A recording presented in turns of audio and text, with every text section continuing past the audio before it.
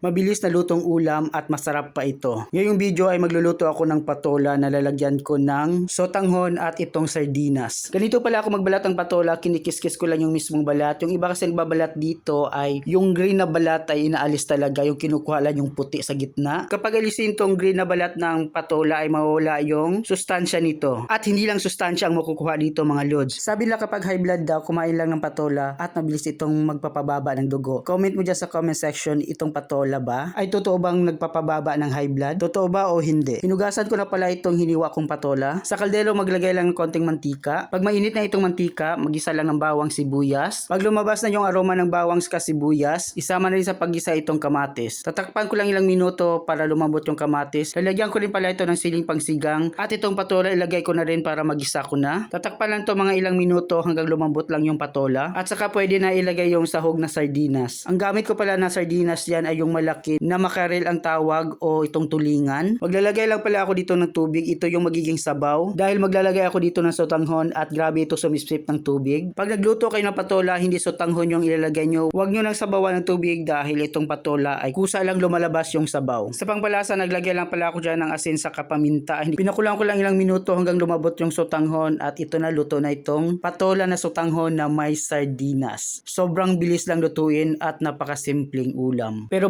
masustansya ito at bagay ito sa taglamig at tag-ulan mga lods. Kayo ba anong masarap luto sa patola? I-comment nyo dyan sa comment section. Malay mo sa next video yan ang mapili kong lutuin. Ay mga lods, pag mayroon kayong gulay na patola dyan o marami kayong tanim na patola, subukan nyo ganitong luto. Sobrang sarap mga lods at masustansya. Nilagyan ko lang pala ito ng kalamansi para mas lalong sumarap yung lasa. Ay mga lods, kain tayo. Sabayan nyo na ako kumain. Ang sarap ng ganitong ulam. Matamis-tamis yung lasa dahil sa patola. Shout out pala dyan sa lahat ng mga followers ko. Maraming salamat sa suporta at panood ng mga videos ko. Ayan mga lods, abang-abangan nyo na lang. Malapit na ako mamimili ng bibigyan ng tagi-1,000 at tig-500. Basta nakapalo ka dito sa page ko at mag-comment ka rin dyan. Huwag mong kalimutan i-share itong video na ito. Ayan, maraming salamat sa panonood.